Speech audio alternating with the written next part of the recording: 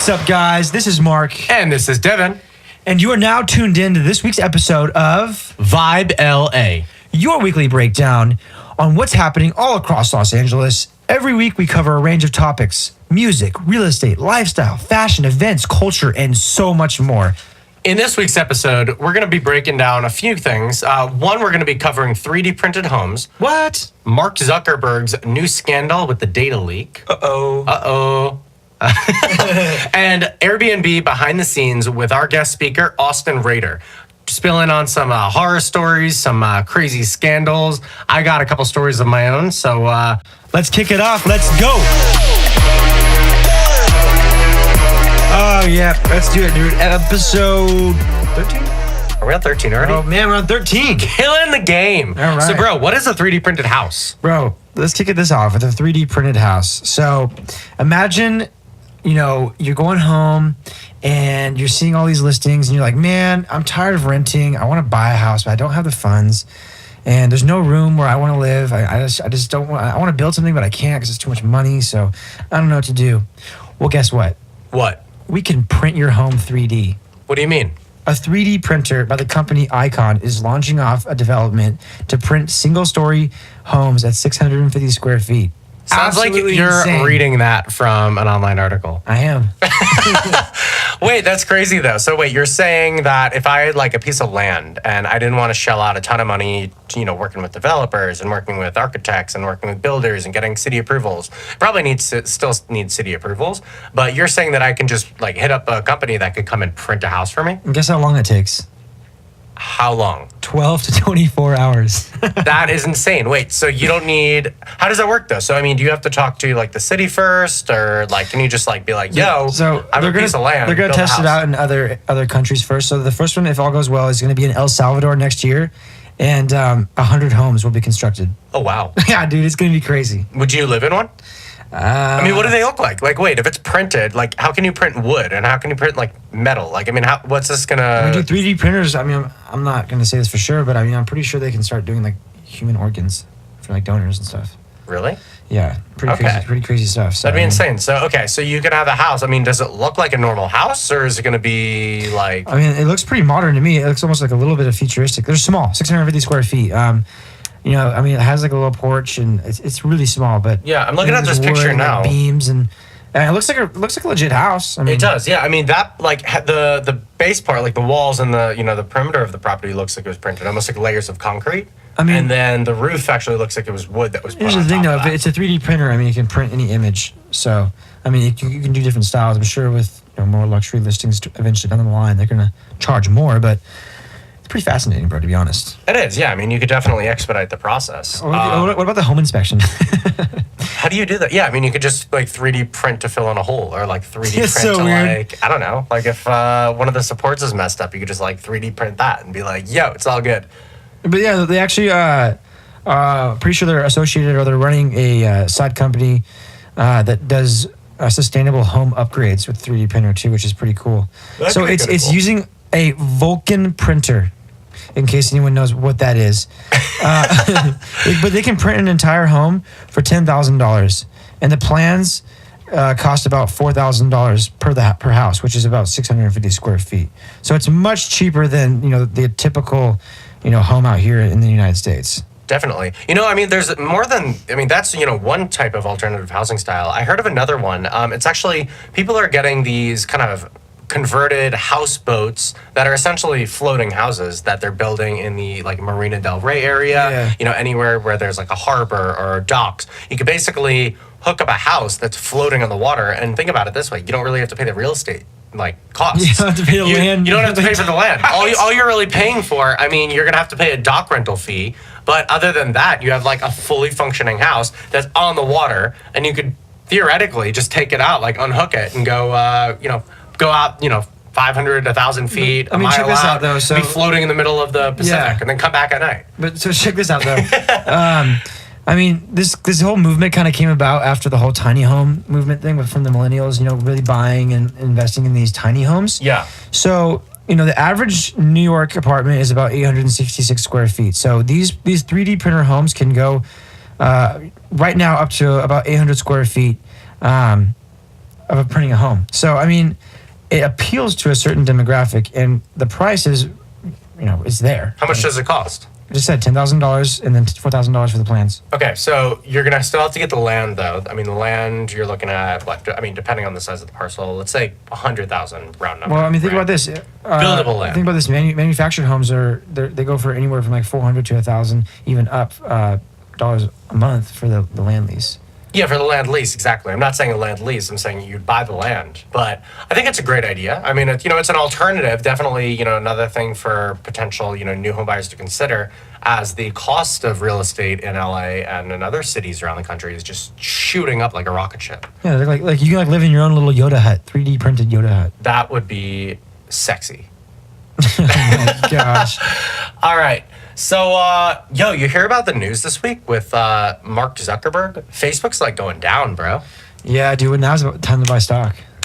It is. Well, yeah. I mean, they tanked. So, I mean, if you want to get in now, I don't think it's a terrible idea. But so essentially, what happened was turn off your cell phone, Mark. I'm sorry. Okay. I got fans. Back in 2016, when Donald Trump was actually running his presidential campaign, they were working with a company called Cambridge Analytica, which was basically a data firm that was providing data from Facebook to Donald Trump's campaign. Obama did this too. I mean, Hillary Clinton did this too. Whenever you're running, a presidential campaign, an advertising campaign, anything for that matter, you're going to be leveraging as much data as possible. And Facebook is a gold mine. So here's where the difference comes in, though. So Cambridge Analytica actually accessed information from about 50 million Facebook users without their knowledge, and may have even kept their data after Facebook told the company to delete it.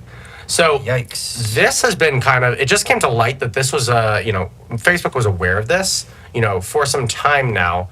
It doesn't say, exactly how long they've been aware, but this is, you got to think about a year and a half to almost 2 years ago at this point. So, I mean, this is a secret that they've kept for a while. Well, now they're under the microscope. They are. Well, yeah, because Zuckerberg came out and finally said, hey, guys, this, we should have come out about this sooner. We should have been more honest. We did the wrong thing. This is probably the biggest mistake we've ever made.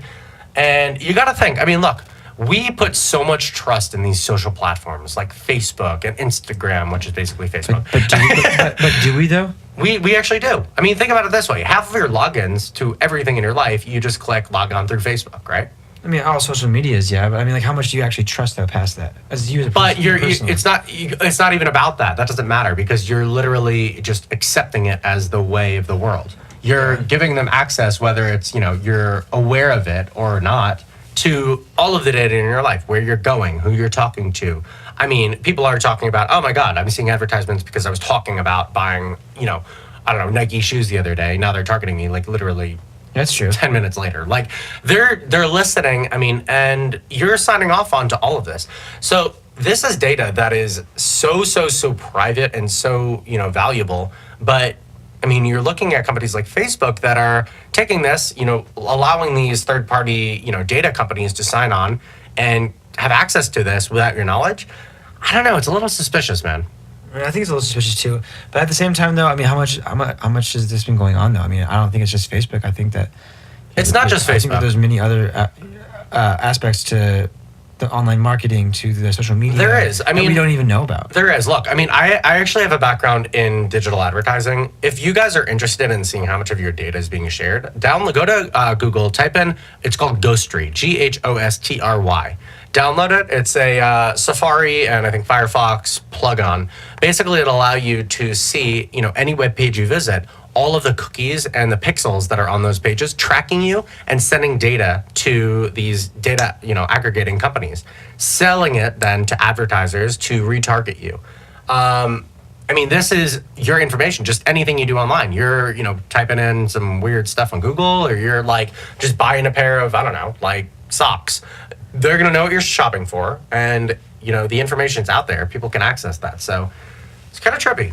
Yeah, There's a saying though, like if you want to really be private in the modern world, go ghost and live in a cave. Yeah, well, or just don't have any electronics. It doesn't matter. You're on camera. They're able to track you still. Credit cards. Just live in a cave. In a cave. Cook fish. We can sell you a 3D printed cave. Precisely. Don't pay with it on a credit card. Pay with cash. in the privacy of an area with no cameras.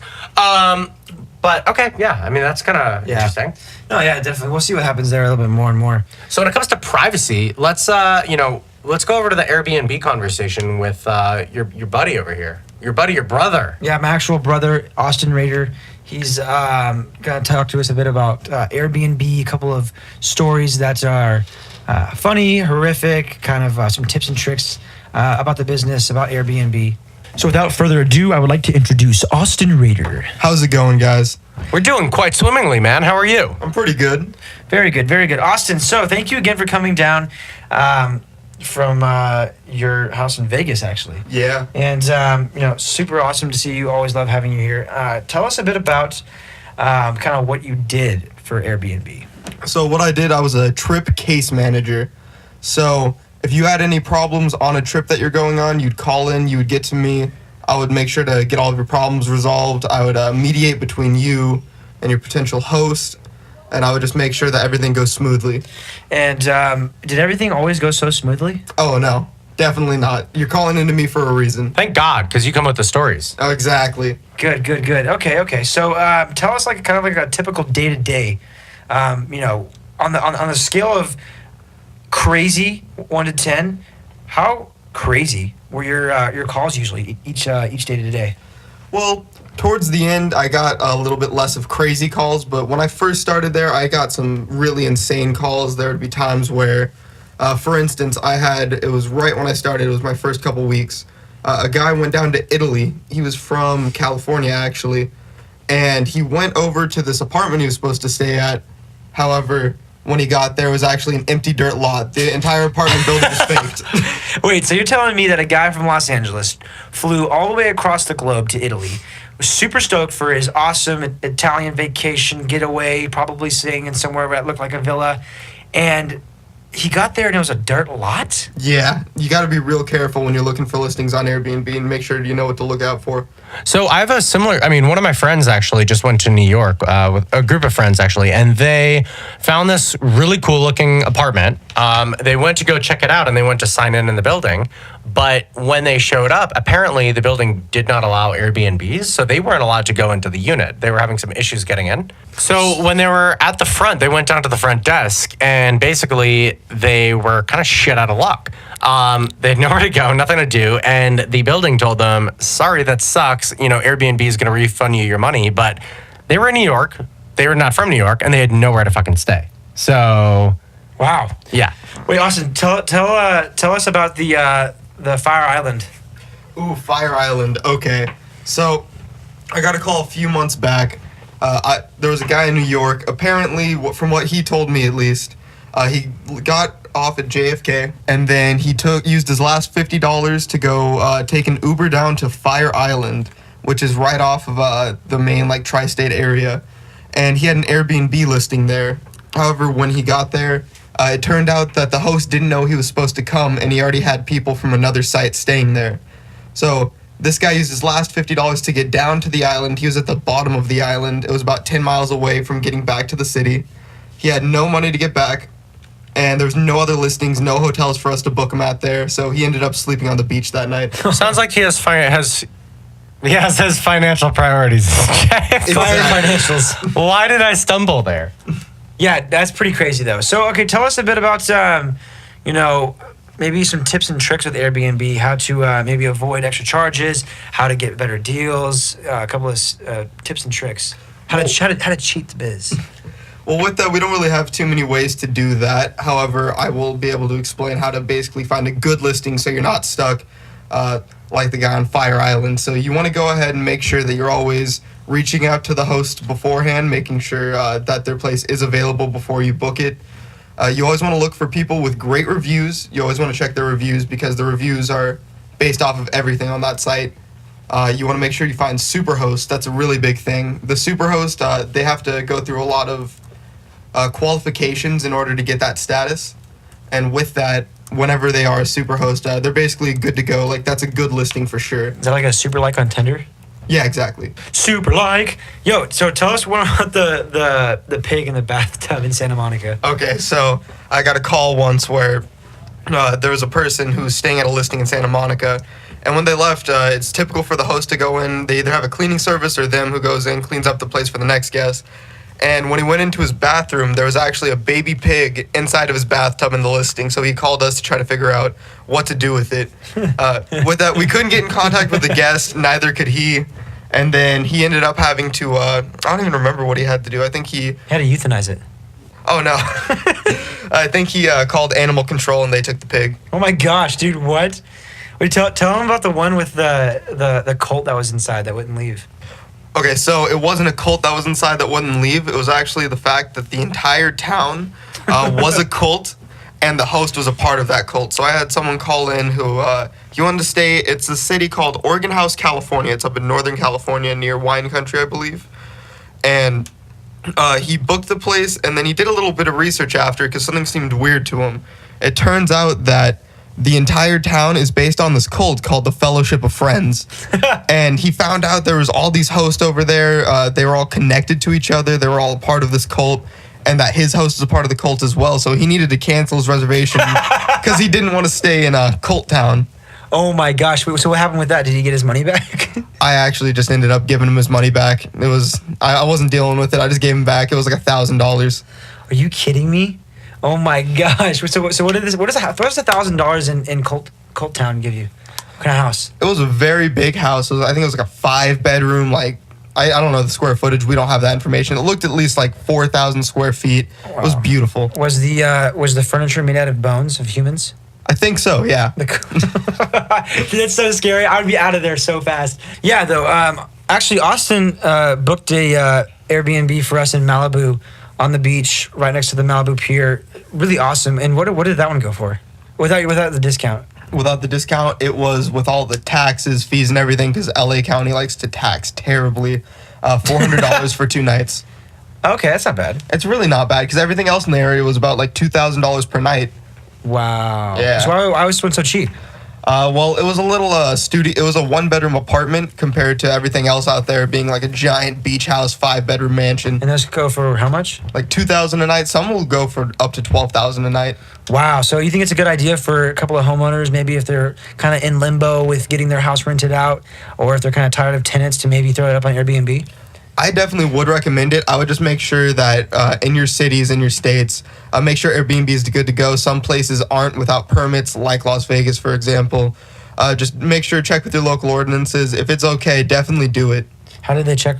You would just call like your state governments, or if you actually go to airbnb.com/help, you can actually look up things like type in, for instance, San Francisco, and it'll show the necessary permits and everything you need for San Francisco. And from there, you would have to go to your local government, speak to that government, and try to get your permits from them. It doesn't come through us. So it has a permits for each house or each city?